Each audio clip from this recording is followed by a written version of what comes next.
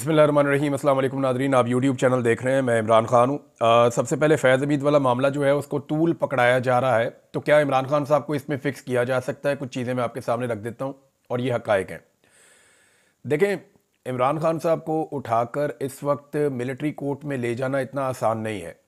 पाकिस्तान की गवर्नमेंट ने आलमी सतह पर बहुत सारी यकीन दहानियाँ करवाई हैं, और ना सिर्फ गवर्नमेंट ने करवाई हैं बल्कि पाकिस्तान की एस्टेब्लिशमेंट ने भी करवाई हैं। थोड़ा अर्सा पहले आपने सुना होगा, बरतानवी वज़ीर ख़ारजा ने अपने ही एमपीज़ के लेटर का जवाब देते हुए कहा था कि इमरान खान साहब को मिलिट्री कोर्ट के अंदर नहीं भेजा जा रहा है या मिलिट्री कस्टडी में वो नहीं जा रहे, और हमने इस चीज़ के ऊपर नज़र रखी हुई है। अक़वाम मुत्तहिदा को इन मामलात के ऊपर एतराज़ है। पाकिस्तान में already supreme court of Pakistan में ये केस भी चल रहा है। इंसानी हकूक़ की तंजीमें और सारी दुनिया के अंदर इसके ऊपर रोला पड़ जाएगा और इतना शोर मच जाएगा कि पाकिस्तान की हुकूमत से संभाला नहीं जाएगा। लेकिन इनका पता कोई नहीं है, ये कुछ भी कर सकते हैं। जो लोगों को गोलियां मार सकते हैं अपने लोगों को, तो वो कुछ भी कर सकते हैं, इनसे बाईद कोई नहीं है। लेकिन अगर हक़ाइक़ को आप सामने रखें तो ऐसा कर नहीं पाएंगे, तो फिर ये इतना दबाव डाला क्यों जा रहा है? दो तीन वजूहात है ना। एक तो तवज्जो हटानी है हर हाल में। इमरान खान साहब ने अपनी पार्टी को कहा कि 26 नवंबर को जो कत्लेआम हुआ उसके ऊपर फोकस रखो। उन्होंने कहा कि मुकदमा दर्ज करवाया जाए। दो नाम भी दिए उन्होंने, वज़ीर आज़म का और वज़ीर दाखिला का, दो नाम भी दिए ना उन्होंने। और उसके अलावा मज़ीद लोगों के ऊपर भी ये मुकदमा दर्ज होंगे। अब बजाय इसके कि ये वाला काम किया जाए, मैं एक वीडियो देख रहा था, शेर अब्दुल मरवत माफ़ी मांग रहे थे डीआईजी से इस्लामाबाद के। बड़ी अच्छी बात है। वो ये कह रहे थे कि सैयदज़ादा, मैंने इसके बारे में कुछ इस तरह के जुमले बोल दिए हैं कि मैं माजरत चाहता हूँ, लेकिन क्या इस्लामाबाद पुलिस माफ़ी मांगेगी जो डी चौक के अंदर मार कुटाई हुई है?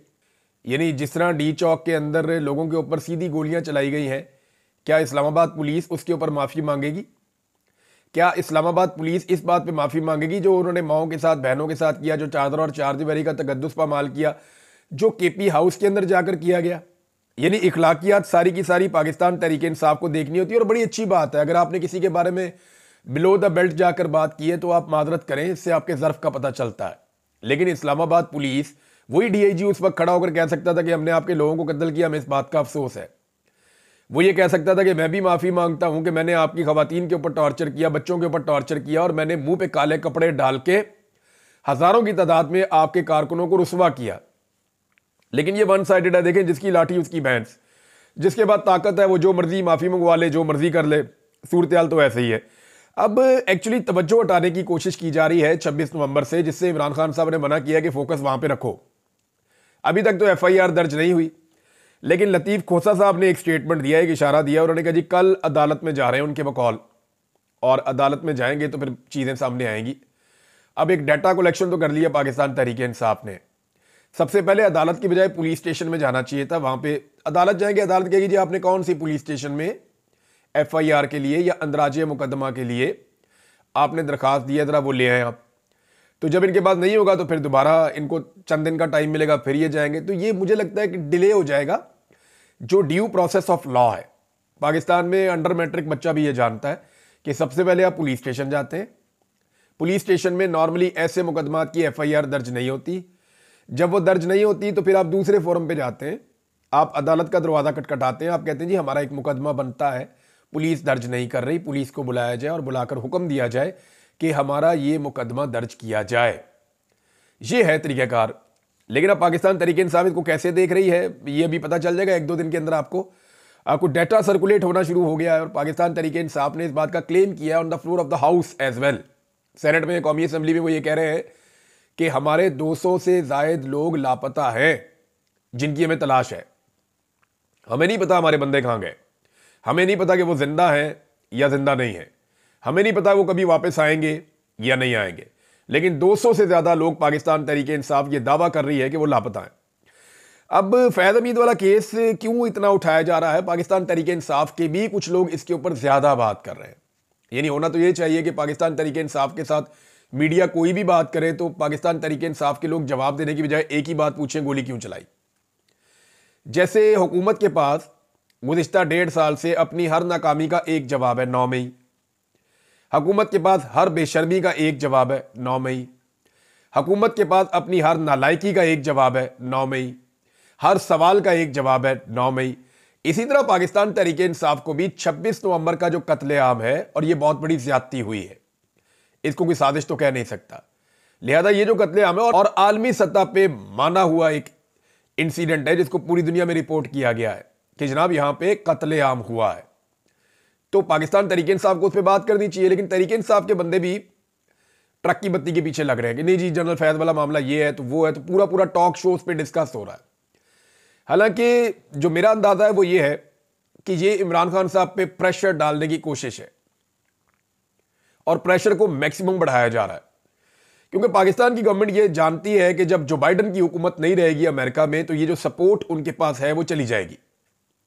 जो बाइडन ने बहुत रेस्क्यू किया है इस सिस्टम को, पाकिस्तान का ये जो निज़ाम इस वक्त चल रहा है, जो बाइडन ने इनको बहुत रेस्क्यू किया है। जो बाइडन की जो एडमिनिस्ट्रेशन थी उसने बड़ा सपोर्ट किया, इतनी इंसानी हकूक की खिलाफ वर्जियों के बावजूद, मैंडेट भी नहीं फिर भी हुकूमत बना ली, इसके बावजूद कोई बेहतर माशी पॉलिसियां भी नहीं थी फिर भी दुनिया से पैसा लेके दिया, सारा कुछ करके दिया उन्होंने, बहुत उन्होंने संभाला दिया इनको।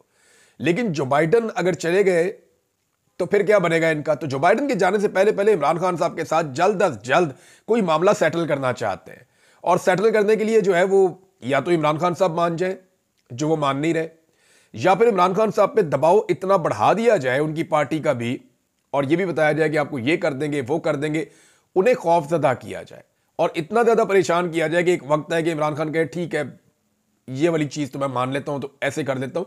फ्लेक्सिबल किया जाए इमरान खान साहब को बेहतर डील लेने के लिए या इमरान खान के साथ बेहतर डीलिंग करने के लिए। ये एक रास्ता भी हो सकता है कि प्रेशर बढ़ाओ ताकि जो बाइडन के जाने से पहले पहले इमरान खान साहब के साथ कोई ना कोई मामला हल हो जाए। अब आप अंदाजा करें यहां तक ये सिस्टम गिर गया है, यहां तक सिस्टम गिर गया है कि इमरान खान साहब के पहले निकाह को नहीं मानते थे, अब कह रहे जी बुशरा बीबी से तलाक ले ले। यानी फैसल वाडा ने यह मुतालबा किया है कि इमरान खान साहब ने अपनी जान बचानी है तो बुशरा बीबी को तलाक दे दें।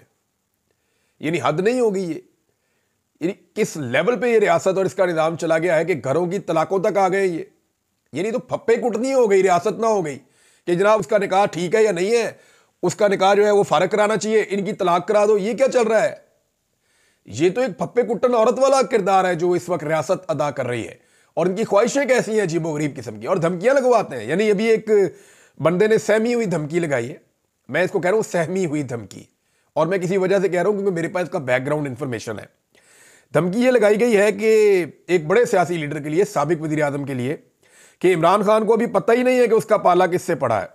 देखिए मैं जितना इमरान खान को समझता हूं ना, इमरान खान को यह पता ही नहीं करना कि उसका पाला किससे पड़ा है, उसको इस बात की परवाह ही नहीं है कि उसका पाला किससे पड़ा है, और ना वो इसके बारे में कोई ज्यादा सोचता होगा इमरान खान।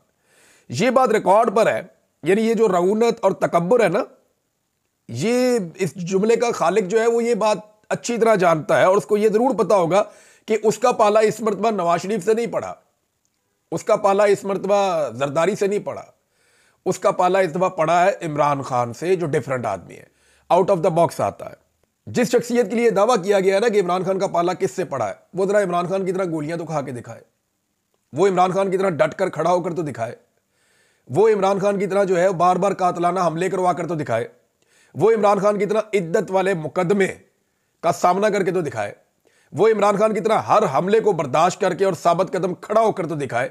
मुंह से चूं नहीं निकलेगी अगर इमरान खान जैसी जेल काटनी पड़ गई किसी को 10 दिन भी, जो इमरान खान साहब के साथ किया गया है। ये वो इमरान खान है जो एक आवाज देता है तो पूरा पाकिस्तान बंद हो जाता है। ये वो इमरान खान है जो एक आवाज देता है तो आलमी सतह की खबरें बनती है, पूरी दुनिया के अंदर लोग एहतजाज करने निकल आते हैं। ये आलमी लेवल का ब्रांड है। तो इमरान खान को तो ये पता भी नहीं करना कि उसका पाला किससे पड़ा है, लेकिन जिसका पाला इमरान खान से पड़ा है ना, उसको अच्छी तरह पता चल गया है कि उसका पाला किससे पड़ा है। नाज़रीन, खुद एहतसाबी की बात होती है तो उसमें जो है वो एक ट्वीट भी करवाया गया एक क्रिकेटर से, शाहिद अफरीदी से, कि जनाब इदारे के अंदर खुद एहतसाबी हो रही है, ISPR ने ये कह दिया है। तो देखिए, खुद एहतसाबी एक अच्छी चीज़ है, होनी चाहिए, और मैं जितना मुझे ऐसा लगता है कि ये बड़ी अच्छी चीज़ है कि जनरल फैज को इस बात पे सजा हो कि सियासत में तूने मुदाखलत क्यों की भाई, इख्तियारात से तजावुज़ क्यों किया, ताकि ये रास्ता तो खुले ना। इससे पहले जर्नैलों को गद्दारियों के ऊपर सजाएं होती रही हैं, बगावत के ऊपर मामलात होते रहे हैं, राज बेचने के मामलात हैं या कोई और चीज़ें हैं, उन पे सजाएं होती रही, करप्शन वरप्शन ये चीज़ें हैं। लेकिन सियासत में मुदाखलत में जर्नैल फिक्स हो जाए ना तो कमाल हो जाएगा, पाकिस्तान में रास्ता खुल जाएगा। फिर उसके बाद जनरल बाजवा की बारी आएगी, फिर आज जो हो रहा है ये लोग भी, जो इससे पहले हुआ वो लोग भी, सारे इंशाल्लाह फंसेंगे और सबको जवाब देना पड़ेगा कि उन्होंने पाकिस्तान की सियासत के अंदर गंदा किरदार क्यों अदा किया है। तो ये दरवाजा खुलना चाहिए। अब जनाब सोर्सेज से खबरें दी जा रही हैं कि फैज हमीद से 50 से ज्यादा सियासतदान राब्ते में थे और इसमें पाकिस्तान तहरीक इंसाफ के सियासतदान थे। अब आप सिर्फ ये पता कर लेना कि दूसरी जमातों के कौन कौन से सियासतदान फैज हमीद से राब्ते में थे, तो आपके 14 तबक रोशन हो जाएंगे। आप हैरान हो जाएंगे कि कौन कौन फैज हमीद से राब्ते में था, और अगर ये मामला खुले तो आपको बड़ा मजा आएगा।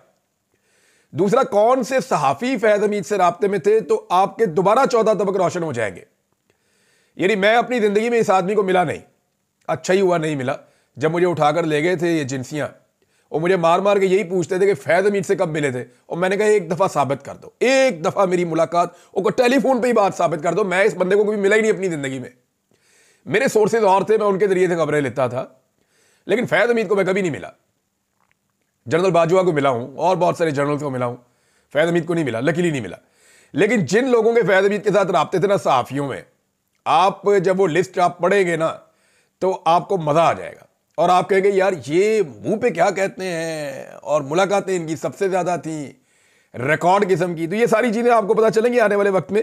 जावेद लतीफ साहब PMLN के कई दफा मेंबर कौमी असम्बली रहे शेखुपुरा से, नवाज शरीफ के बहुत काबिल एतमाद और करीबी साथी हैं और PMLN के बहुत करीबी लोगों में से एक है। मरियम नवाज ने अपना एक दौर में जो प्रोफाइल पिक्चर है ना ट्विटर की, वो भी जावेद लतीफ की शक्ल लगाई हुई थी, उनका चेहरा लगाया हुआ था। तो जावेद लतीफ साहब ने पोल खोलना शुरू कर दिए, और देखें जिन चीजों के जावेद लतीफ साहब ने पोल खोले ना, इन्हीं चीजों पे इमरान खान साहब पे हमला हुआ, इन्हीं बातों पे शहबाज गिल साहब के ऊपर अटैक हुआ और उनको गिरफ्तार किया गया और उनको टॉर्चर किया गया, उनको अगवा किया गया, उनके कपड़े उतारे गए। इन्हीं बातों के ऊपर आजम सवाती के साथ जुल्म हुआ। इन्हीं बातों की वजह से आज हजारों लोग जेलों में बंद हैं। इन्हीं बातों की वजह से पाकिस्तान में हजारों मुकदमा दर्ज हुए। इमरान खान के ऊपर 188 मुकदमात हो गए। मुझे 9 दफा गिरफ्तार किया गया इन्हीं बातों की वजह से, जो अब जावेद लतीफ साहब गवाही दे रहे हैं। देखिए हक गालिब आ जाता है, चीजें सामने आ जाती हैं, थोड़ा टाइम लग जाता है। हम अल्लाह का शुक्र है कि सुरखरू हो रहे हैं। जो हमने आज से 2.5 साल पहले सारी बात बताई थी, वो गवाहियां अब खुद आ रही हैं। फजल रहमान गवाही दे चुके, शाहिद काका अब्बासी गवाही दे चुके, और बहुत सारे लोग हैं PMLN के जो छोड़ गए या मौजूद हैं, वो गवाहियां दे चुके। आजकल रोजाना गवाही दे रहे हैं करमानी साहब, आसिफ करमानी साहब, नवाज शरीफ साहब के सेनेटर थे, उनके पर्सनल सेक्रेटरी रहे हैं, वो गवाही दे चुके। अब एक और गवाही आई है, वो जावेद लतीफ साहब की है। जावेद लतीफ साहब ने रजीम चेंज ऑपरेशन का पूरा पोस्टमार्टम कर दिया, कमाल किस्म का पोस्टमार्टम किया। जावेद लतीफ साहब ने किया जनाब कि उन्होंने कहा जी हमने एस्टेब्लिशमेंट के कहने के ऊपर इमरान खान की हुकूमत गिराई थी, तहरीक एतमाद हम नहीं करना चाहते थे, हम पे जनरल बाजवा, जनरल फैज वगैरह ने दबाव डाला था और इमरान खान की हुकूमत गिरवाई गई थी। यह है सियासी मुदाखलत। इमरान खान ने अगर कोई सियासी मुदाखलत की है, सियासतदान ने सियासत ही करनी है, तो कोई हुकूमतें नहीं गिराता रहा वो जर्नैलों के साथ मिलकर।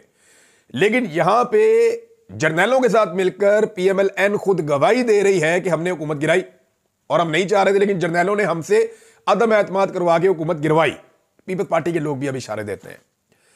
दूसरी जानिब उन्होंने कहा जी कि हम हुकूमत बनाना भी नहीं चाहते थे, हम इलेक्शन हार गए थे 2024 के इलेक्शन में 8 फरवरी को हम हार गए थे। और हमने मियां साहब को जाके, मेरी भी मुलाकात हुई थी, मैंने जाके कहा तो ना नवाज शरीफ हुकूमत बनाना चाहता था, ना शहबाज शरीफ हुकूमत बनाना चाहता था। उन्होंने कहा जी हम हुकूमत बनाने नहीं चाहते थे, हमें जबरदस्ती हुकूमत बनवाई गई और वो भी एस्टेब्लिशमेंट ने बनवाई। तो देखें वो चीजें जिनके ऊपर पाकिस्तान की रियासत मुकदमे दर्ज करती थी, लोगों को मारती थी, लोगों को नंगा करती थी, लोगों को जबरी तौर पे लापता करती थी, लोगों के कारोबार बंद करती थी, लोगों को तकलीफ देती थी, वो तमाम बातें कोई भी करता था उसको निशाने इबरत बनाया जाता था। आज वो बातें जिनसे एस्टेब्लिशमेंट ने ये काम लिया या इस रियासत ने जिन लोगों से ये काम लिया, वो लोग खुद गवाही दे रहे हैं। ये है जमहूरियत का हुस्न, ये होना ही था। क्योंकि पब्लिक में नहीं जा सकते ना सच बोले बगैर। झूठ बोलेंगे कौवा काटेगा, झूठ बोलेंगे लोग नाराज हो जाएंगे, झूठ बोलेंगे लोग वोट नहीं डालेंगे, झूठा है, फ्रॉडिया है। तो सच तो बोलना पड़ेगा। तो अब जो है ना वो मलबा एस्टेब्लिशमेंट पे डालने का सिलसिला शुरू हो गया है। थोड़े अरसे के बाद आप ये देखेंगे कि नवाज शरीफ साहब और बाकी लोग भी ये मलबा अब डालना शुरू कर देंगे।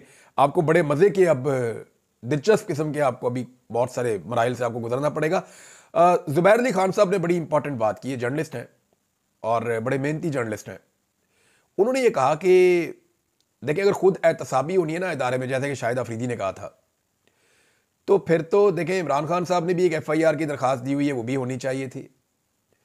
फिर तो शहीद अरशद शरीफ की वालदा ने भी एक एफआईआर की दरखास्त दी हुई है, फिर तो वो भी होनी चाहिए थी एफआईआर। तो जुबैर अली खान साहब ने बड़ा इंपॉर्टेंट नुक्ता उठाया है, बहुत इंपॉर्टेंट नुक्ता है। इसके ऊपर एहतसाब तो फिर ऐसे होता है कि फिर साफ साफ होता है, फिर तो एहतसाब या होता है या नहीं होता। ये नहीं हो सकता कि जनाब ये वाला बंदा आज इसकी शक्ल पसंद नहीं, इसका एहतसाब कर दो, ये वाला पसंद है इसका ना करो। पाकिस्तान तहरीक इंसाफ का एक रद्दमल भी है फैज हमीद को चार्जशीट करने के ऊपर, जरा वो रद्दमल मैं आपको पढ़ के सुनाता हूं, ये इंपॉर्टेंट है। पाकिस्तान तहरीक इंसाफ के चेयरमैन बैरिस्टर गौहर ने फैज हमीद के ट्रायल को फौज का अंदरूनी मामला करार देते हुए ये कहा है कि पीटीआई का इससे दूर दूर तक कोई ताल्लुक नहीं है। और उन्होंने कहा बाज़ाब्ता चार्जशीट किए जाने पर पाकिस्तान तहरीक इंसाफ का ये रद्दमल है। और बैरिस्टर गौहर का मजीद ये कहना था कि फैज़ हमीद का केस मुकम्मल तौर पर इदारे का अंदरूनी मामला है। कोर्ट मार्शल ट्रायल का पीटीआई के साथ दूर दूर तक कोई ताल्लुक नहीं। फर्द जुर्म किसी ट्रायल की इब्तदा होती है, वक्त बताएगा कि मुलजिम मुजरिम करार पाता है या बरी हो जाता है। कोर्ट मार्शल ट्रायल इदारे का अपना मामला है, सियासत में नहीं लाना चाहिए। इन कैमरा कार्रवाई होती है, मुलजिम के पास दिफा का हक मौजूद होता है। ये जनाब पाकिस्तान तहरीक इंसाफ का इस पर मौक़िफ़ आया है। और साथ में पाकिस्तान तहरीक इंसाफ ने यह भी कहा था कि ISPR इसका नोटिस ले फौज कि बहुत सारे लोग इस मामले को सियासी प्लस माइनस के लिए इस्तेमाल कर रहे हैं। वज़ीर दिफा भी इस्तेमाल कर रहे हैं, हालांकि वज़ीर दिफा को टके का इल्म नहीं होता कि उनके महकमे में क्या चल रहा, कुछ पता नहीं होता। वो कुछ कह रहे होते हैं, मामला कहीं और जा रहा होता है। थोड़े दिन पहले वो एस्टेब्लिशमेंट की पाकिस्तान तहरीक इंसाफ के साथ मामलात के हवाले से कुछ अजीब बहकी बहकी बातें भी कर रहे थे। फिर अचानक से उन्होंने बुशरा बीबी के हक में बातें शुरू कर दी, फिर खिलाफ बातें शुरू कर दी। यानी ये समझ नहीं आती ख्वाजा आसिफ के पास नॉलेज क्या है। ये डे टू डे डिसाइड करते हैं कि मुझे किस रास्ते पे चलना है। आज मुझे ये चीज सूट करती है, आज मैंने ये वाला झूठ बोलना है, आज मैंने ये वाली चीज करनी है। तो वो इस तरीके से चलते हैं। नाज़रीन, एक चीज और ज़हन में रखनी पड़ेगी, पाकिस्तान तहरीक इंसाफ ने अब मुज़ाकरात का ऑप्शन दिया हुआ है और पाकिस्तान तहरीक इंसाफ ने राब्ता भी हुकूमत से किया है कि जी हम मुज़ाकरात करने के लिए रेडी हैं, जो भी आना चाहता है मुज़ाकरात करने के लिए करे। क्योंकि देखिए ये हुकूमत भी एस्टेब्लिशमेंट की नुमाइंदगी कर रही है ना, जिससे भी बात करेंगे हुकूमत ने जाके अप्रूवल तो एस्टेब्लिशमेंट से लेनी है। वो अपने चार चेहरे आपको दे देंगे, जनाब ये हमारे मुंह है, ये अपने सामने बैठा के आप मुज़ाकरात कर ले, पीछे हम ही है, ड्राइव हम ही कर रहे हैं। तो एक्चुअली ये पूरी हुकूमत ही एस्टेब्लिशमेंट की है, उन्हीं के नुमाइंदे हैं। तो पाकिस्तान तहरीक इंसाफ ने उनके साथ जब मुज़ाकरात की बात की है, तो अब मुज़ाकरात की इस बात का मीडिया में और डिफरेंट बयानों के अंदर मजाक उड़ाया जा रहा है। ये बात ज़हन में रखिएगा कि ये हुकूमत कभी भी मुज़ाकरात करने में संजीदा नहीं होगी।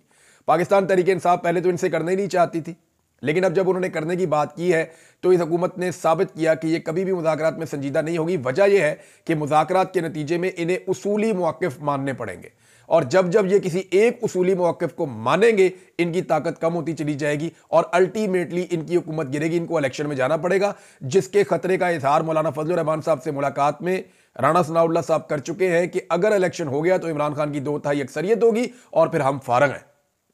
कई दफा कह चुके हैं कि हमें जेलों में जाना पड़ेगा, जो जराइम हमने कर छोड़े हैं ना इस मुल्क में, हम बाहर रह ही नहीं सकते। ये हुकूमत का मानना है। अब तक के लिए इतनी, अपना ख्याल रखिएगा, अपने चैनल का भी। अल्लाह हाफ़िज़।